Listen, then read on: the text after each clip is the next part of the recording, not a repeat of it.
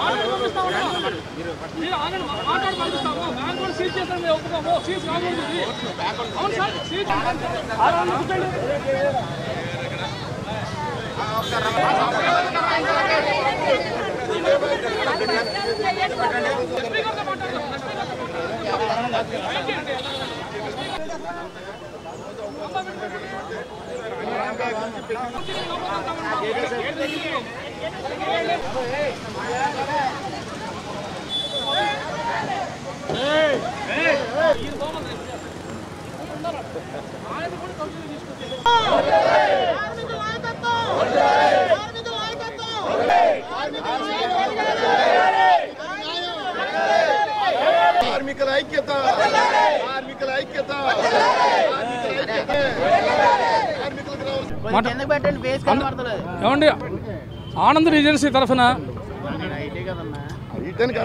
ప్రభుత్వానికి ఒక విన్నపం చేస్తున్నానండి. రాంబాబు, ఆనంద్ రీజెన్సీ తరఫున ప్రభుత్వానికి ఒక విన్నపం చేస్తున్నానండి. ఆనందరావు డెవలపర్స్ అన్నటువంటి మా యొక్క చెన్నై సంస్థ డిఆర్టీ మా యొక్క చెన్నై సంస్థ ఆర్సీలు అన్నటువంటి వాళ్ళ బ్యాంకు ముంబై బ్యాంకు వాళ్ళ దగ్గర 42 కోట్ల రూపాయల అప్పు తీసుకున్న మాట వాస్తవం. దాన్ని 2020 వన్ టైం సెటిల్మెంట్లో 80 కోట్లు వాళ్ళు సెటిల్ చేసిన మాట వాస్తవం. దానికి మేము 10 కోట్లు కట్టిన మాట రికార్డెడ్గా వాస్తవం. తర్వాత కోవిడ్ వచ్చినటువంటి పర్యావరణంలో 2 సంవత్సరాల్లో అనేక రకాలైనటువంటి ఆర్థిక ఇబ్బందుల వల్ల మేము కట్టలేక వాళ్ళకి 700 కోట్ల రూపాయల ఆస్తిని ఎన్సీఎల్టీ కోర్టులో ఐఆర్పీ ప్రొఫెషనల్ని అపాయింట్ చేసి టోటల్ ఆస్తిని అంతా కూడా వాళ్ళు హ్యాండ్ ఓవర్ చేసి, ఐఆర్పీ ప్రొఫెషనల్ అంటే అండి వాళ్ళ తరఫున ఒక ఏజెంట్ ఆ ప్రాపర్టీని ఆయన కంట్రోల్ చేస్తున్నాడు. దానికి ఒక లిక్విడేటర్ అపాయింట్ చేసుకొని దాన్ని అమ్మేసుకొని మీ డబ్బు మీరు తీసుకొని మాకు ఇమ్మని కూడా చెప్పిన మాట వాస్తవము. ఇదన్నీ పోను. ఈ ప్రాపర్టీ మీద లోన్ లేదండి. ఇది ఓన్లీ గ్యారంటీ ఇచ్చిన ప్రాపర్టీ. మనోహరమ హోటల్స్ ప్రైవేట్ లిమిటెడ్ అన్నటువంటిది ఒక గ్యారంటీ ఇచ్చిన ప్రాపర్టీ. ఆనంద్ రీజెన్సీని 2024 సెప్టెంబర్లో మాకు తెలియకుండా ఫోర్జుడ్ డాక్యుమెంట్ పెట్టుకొని ఒక ఎక్స్ పార్టీ ఆర్డర్ తీసుకొచ్చుకొని దానికి సంబంధించినటువంటి దాన్ని తీసుకొచ్చుకొని ఇక్కడ మన ఏపీ హైకోర్టులో పోలీస్ ప్రొటెక్షన్ కావాలని చెప్పి వాళ్ళు చేస్తే మేము దాన్ని ఆపుకున్న దానికోసంగా అనేక రకాల ప్రయత్నాలు చేశాము. ఇప్పుడు 2 సార్లు వాళ్ళు దౌర్జన్యంగా వచ్చి వీళ్ళు ఏం చేశారంటే ఇక్కడ కోర్టు ఆర్డర్లో క్లియర్గా ఉంది. మీ అందరికి కూడా నేను పేపర్లు ఇస్తానండి. అడ్వకేట్ కమిషన్ క్లియర్గా ఓన్లీ ఫిజికల్ పొజిషన్ తీసుకోమని చెప్పి అన్నారు. ఇక్కడ సీజ్ చేయమని చెప్పిన మాట లేదండి.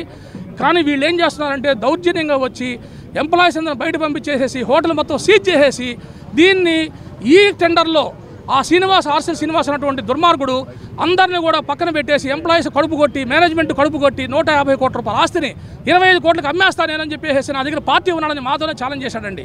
చేసి దీన్ని ఈ టెండర్లో అమ్మేస్తానేను అని చెప్పి దౌర్జన్యంగా ఈరోజు పోలీసు వారిని కూడా ఈరోజు తప్పుదోవ పట్టించే పరిస్థితి. దీన్ని కంటెంప్ట్ ఆఫ్ కోర్టు అని పోలీసు వారిని తప్పుదోవ పస్తున్నాడు. ఏం లేదు సార్, దీంట్లో కంటెంప్ట్ ఆఫ్ కోర్టు లేదు.